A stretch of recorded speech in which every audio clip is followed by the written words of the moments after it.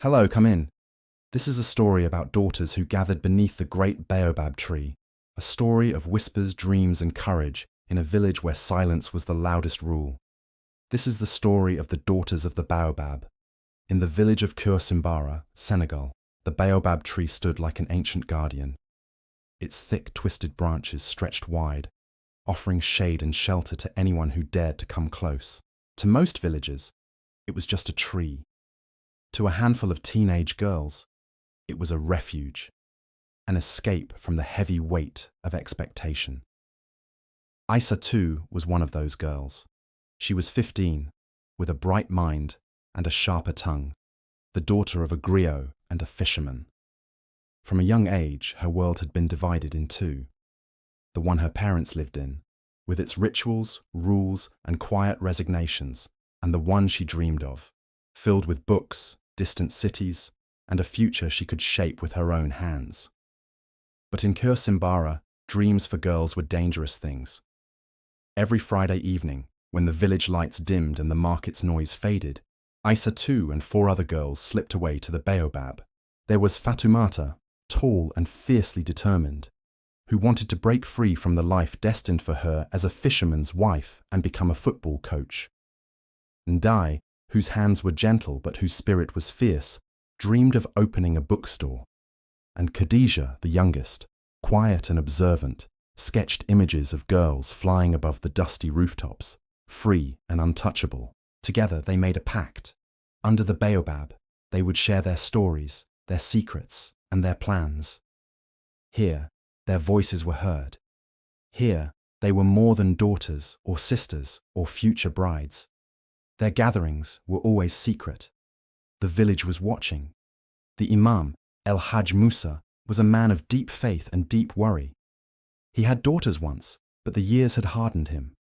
To him, the Baobab was not a sanctuary, it was a threat. A place where tradition was challenged, where daughters dared to dream too loudly. One evening, as the girls were deep in a heated discussion about Mariama Bar's novels, books banned at home, El Hajj appeared at the edge of the gathering. Isa too, he called softly but firmly. She froze, her heart pounding. Come with me. The girls dispersed silently, shadows swallowed by the night. In his modest home, the Imam spoke gently, but with the weight of generations behind his words. Your heart is strong, but your place is here, with your family, with your faith. These dreams, they are not for girls like you. Aisatu listened, but did not reply. She knew where he was coming from. The Imam was not cruel. He was afraid. Afraid of change. Afraid of losing what he held dear. But his fear was a cage, and Aisatu's soul a bird desperate to fly. The next day, Aisatu's father, Samba, a fisherman with rough hands and a rougher temper, discovered she had missed her chores again. When she tried to explain her time at the Baobab, his anger boiled over. You think you are different? He shouted, grabbing her arm. You will bring shame to this family. Tears pricked her eyes, but she swallowed them down. The love she held for her family was tangled with the sharp sting of their disappointment. Yet even as her world tightened around her, the Baobab offered a breath of freedom.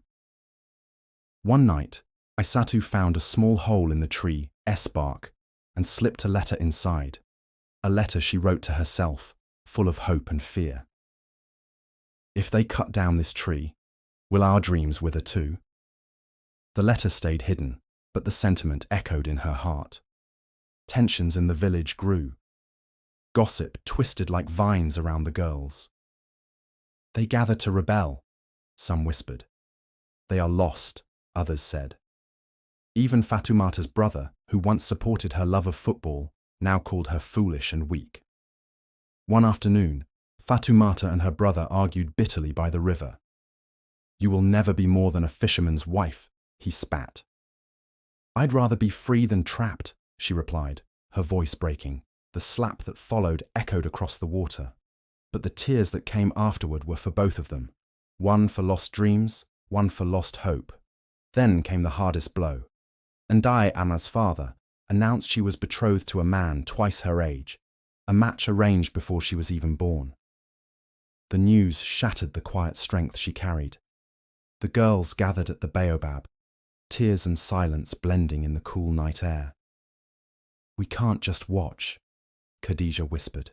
"We have to fight," Aissatou said. That night, they worked feverishly, weaving scraps of cloth and fallen branches into a hidden hut beneath the Baobab branches, a sanctuary within a sanctuary. They named it Sutura, a place for privacy, dignity, and resistance. But word travelled fast. It wasn't long before the mayor's wife, Maimouna, found them. Maimouna was a woman caught between worlds. Once a schoolteacher, educated and hopeful, she had given up her dreams to marry and raise a family. She came quietly, but with a heavy heart. "I see you," she said to the girls. "I was once like you." She brought books, poems, and stories from distant lands, seeds for the girls to plant in their minds. The village elders were divided. Some saw the girls' gatherings as dangerous rebellion. Others whispered about change with reluctant curiosity. A council meeting was called. Aissatou's father spoke first, his voice thick with tradition. "A girl's place is at home, learning to be a wife." Maimouna rose. "And if she becomes a teacher, a poet, a leader?" Laughter rippled through the room. "But who will care for us when we grow old? She will write stories, so we are never forgotten." A silence fell. The seeds of doubt had been sown. Despite the mounting pressure, Aissatou continued to write, her words a lifeline. She entered a national youth writing contest anonymously. When the news arrived that her story had won and she was invited to read in Dakar, the village's pride was tempered by unease. Her father's silence was deafening. The day Aissatou returned from Dakar, she walked directly to the Baobab, the girls waiting anxiously. She held a single page in her hand. "I want to read you something." Before she could speak, her father's voice broke through the crowd. "Enough!" he shouted, eyes blazing. "You are lost to us." The girls looked at one another, heartbeats pounding. Aissatou's eyes never left her father's. "I am not lost," she said softly. "I am found." But the story doesn't end here, because dreams don't come with easy endings. The Baobab's shadow stretched long into the evening as the village held its breath. Would they accept her, or would tradition win? Would the daughters find their freedom, or would silence claim them once more? The answers remain hidden beneath the tree, waiting for the next chapter to unfold. If this story spoke to you, like, comment, and share it with someone who needs a little inspiration.